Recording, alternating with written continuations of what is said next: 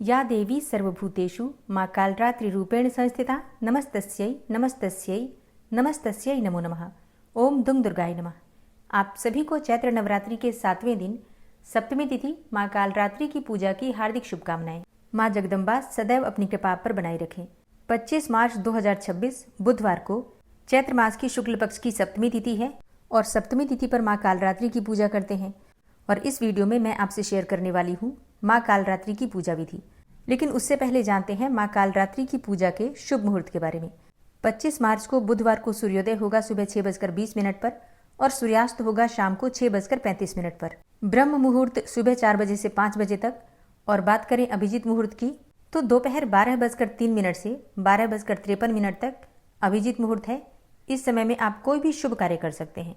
दोपहर 12:27 से 1:59 तक ये समय राहु काल का है। राहु काल में किसी भी शुभ कार्य को वर्जित माना गया है। शाम को 6 बजे से 7:15 तक शाम की पूजा का शुभ मुहूर्त है, मतलब संध्या वंदन इत्यादि इस समय में आप कर सकते हैं। और अब जानते हैं सप्तमी तिथि पर माँ कालरात्रि की पूजा विधि के बारे में। शास्त्रों में माँ कालरात्रि को माँ दुर्गा का सबसे शक्तिशाली स्वरूप माना जाता है। माँ कालरात्रि कालों की भी काल मानी गई है। इन्होंने शुंभ और निशुंभ के साथ रक्त बीज का भी संहार किया था। इसी के लिए माँ ने अवतार लिया था। माँ कालरात्रि की उपासना तंत्र साधना के लिए बहुत महत्वपूर्ण मानी जाती है। माँ कालरात्रि की उपासना से शत्रुओं और विरोधियों से मुक्ति मिलती है। माँ कालरात्रि अपने भक्तों की बड़ी से बड़ी विपदा को भी टाल देती हैं। इसलिए नवरात्रि में जब हम माँ की पूजा करते हैं तो हमें विशेष रूप से सावधानी के साथ करना चाहिए। तो सप्तमी तिथि के दिन प्रातःकाल जल्दी उठ जाइए। उठकर नित्य कर्मों से निवृत्त होकर स्नान कर लीजिए। स्नान करके साफ स्वच्छ वस्त्र धारण कर लीजिए। और हाँ, माँ कालरात्रि का प्रिय रंग है नीला रंग। इसके अलावा आप लाल रंग के वस्त्र भी धारण कर सकते हैं। काले रंग के वस्त्र धारण करके माँ कालरात्रि की पूजा भूल से भी नहीं करनी चाहिए, क्योंकि हम जो पूजा करते हैं गृहस्थ आश्रम में वो बिल्कुल सात्विक पूजा होती है। इसलिए शुभ रंगों के वस्त्र धारण करके माँ कालरात्रि की पूजा आराधना करें। या तो लाल रंग के या फिर नीले रंग के वस्त्र भी आप धारण कर सकते हैं। तो स्नान इत्यादि से निवृत्त होकर सबसे पहले भगवान सूर्यदेव को जल अर्पित करना चाहिए। उसके बाद अपने घर के मंदिर में आ जाइए जहाँ पर आपने माँ की चौकी लगाई है। सभी देवी देवताओं को अपने दोनों हाथ जोड़कर प्रणाम कीजिए। इसके बाद शुद्ध आसन डालकर चौकी के पास बैठ जाइए।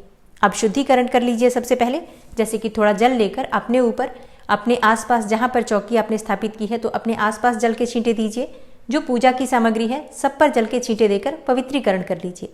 इसके बाद आप आचमनी कर सकते हैं चाहे तो, और बहुत से भक्त हैं जो कि आचमनी नहीं करते हैं तो भी कोई बात नहीं, आप जल के छींटे अपने ऊपर देकर भी शुद्धिकरण कर सकते हैं। वैसे अगर आप आचमनी करते हैं तो कहा जाता है कि अंदर बाहर सब तरफ से शुद्धिकरण हो जाता है। अब सबसे पहले एक दीपक प्रज्वलित करना है आपको, कर्म साक्षी दीपक, शुद्ध घी का या फिर तिल तेल का। फिर इसके बाद आपकी पूजा प्रारंभ हो जाती है।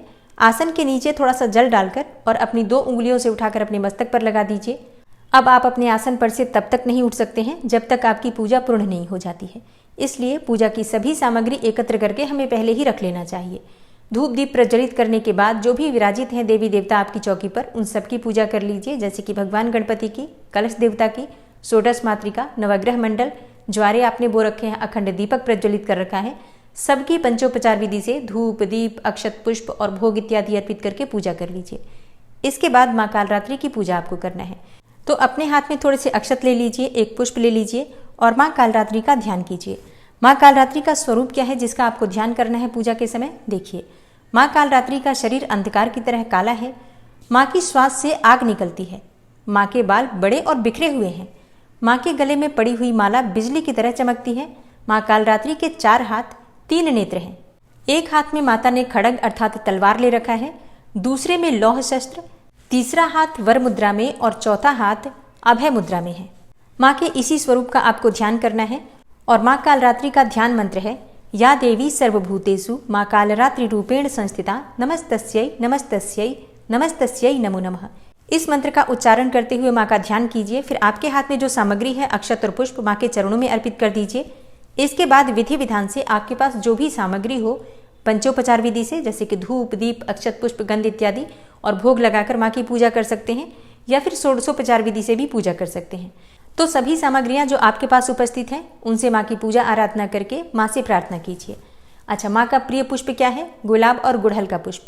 माँ को लाल पुष्प जैसे कि लाल गुलाब और लाल गुड़हल बहुत प्रिय है, तो जरूर अर्पित करना चाहिए। और नवरात्रि के 7वें दिन माँ को भोग अर्पित किया जाता है गुड़ का। गुड़ या फिर गुड़ से बनी हुई मिठाइयों का भोग आप लगा सकते हैं और इसके साथ ही जो भी ऋतुफल आपके पास उपलब्ध हो उनका भी भोग आप लगा सकते हैं। विधि विधान से माँ की पूजा कर लीजिए। माँ का बीज मंत्र है क्लीम ऐं श्रीम कालिकायै नमः। क्लीम ऐं श्रीम कालिकायै नमः। इस मंत्र का यथासंभव 11 बार, 21 बार, 108 बार जप कर सकते हैं। और फिर इसके बाद जिस प्रकार से आप प्रतिदिन पूजा करते हैं, जैसे कि अगर आप कोई मंत्र जप करते हैं प्रतिदिन या दुर्गा सप्तशती का पाठ करते हैं तो उस पाठ को या फिर उस मंत्र का जप कर सकते हैं। पहले हमें उस देवी के मंत्रों का जप करना चाहिए जिस स्वरूप की हम पूजा करते हैं। और हाँ, इसी समय आप चाहें तो कथा पढ़ सकते हैं या सुन सकते हैं, या फिर चाहें तो शाम को भी कथा पढ़ या फिर सुन सकते हैं। इसके बाद जब आपकी पूजा पूर्ण हो जाती है तो माँ की कपूर और लौंग से आरती कर लीजिए। आप चाहें तो शुद्ध घी के दीपक से भी आरती कर सकते हैं। और हाँ, माँ कालरात्रि की पूजा में कुछ विशेष उपाय अगर आप करते हैं तो इससे आपकी बहुत सारी परेशानियां समाप्त होती हैं।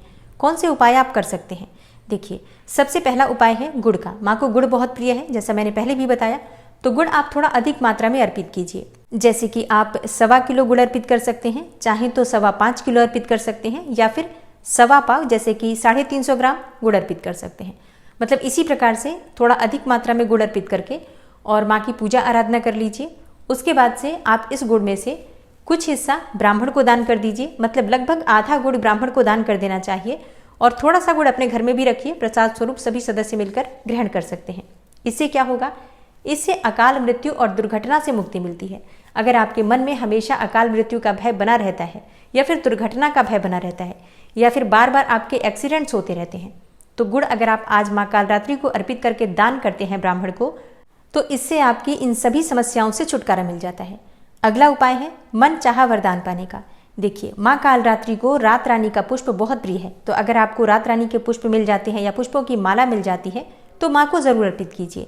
इससे माँ बहुत प्रसन्न होती हैं और मन चाहा वरदान देती है। मतलब अगर आप कोई भी मनोकामना है मन में आपकी जो आप चाहते हैं कि बहुत जल्दी पूर्ण हो जाए, तो माँ कालरात्रि की पूजा रात रानी के पुष्पों से करनी चाहिए। तो जैसा कि माँ दुर्गा का सबसे शक्तिशाली स्वरूप माँ कालरात्रि को माना जाता है, तो हर प्रकार की कामनाएं माँ पूर्ण करती हैं। मतलब आपको अभय दान भी देती हैं, भय से भी मुक्ति मिलती है, रोग से भी मुक्ति मिलती है, और कोई भी आपकी कामना हो तो बहुत जल्दी पूर्ण हो जाती है, क्योंकि माँ कालरात्रि अपने भक्तों पर बहुत जल्दी प्रसन्न हो जाती हैं। तो विधि विधान से माँ कालरात्रि की पूजा कीजिए, मंत्रों का जप कीजिए और उपाय जरूर कीजिए।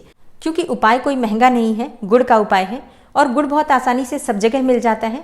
आप थोड़ा सा गुड़ सुबह या फिर शाम को अर्पित कर सकते हैं। मतलब अगर आप सुबह पूजा कर रहे हैं तो सुबह भी अर्पित कर सकते हैं, सुबह नहीं कर पाते हैं तो शाम को भी अर्पित कर सकते हैं और चढ़ाकर ब्राह्मण को दान कर दीजिए। दान ब्राह्मण को ही करना है, इस बात का ध्यान रखिए। तो दोस्तों, ये है आज की वीडियो। उम्मीद करती हूँ आपके लिए उपयोगी होगी। अष्टमी, नवमी और दुर्गा विसर्जन कब है, कलश विसर्जन कब किया जाएगा, व्रत का पारण कब करना है, अगर आप इस बारे में जानना चाहते हैं तो चैनल पर वीडियो अपलोड हो चुकी है, जरूर देख लीजिए। और हाँ, माँ कालरात्रि की कथा और आरती की वीडियो आपको कल सुबह मिल जाएगी या फिर शाम को भी मिल जाएगी। अगर मुझे समय मिला तो शाम को अपलोड कर दूंगी, नहीं तो आप लोग सुबह देख लीजिएगा। मिलती हूँ मैं आपसे अगली वीडियो में। तब तक के लिए नमस्कार।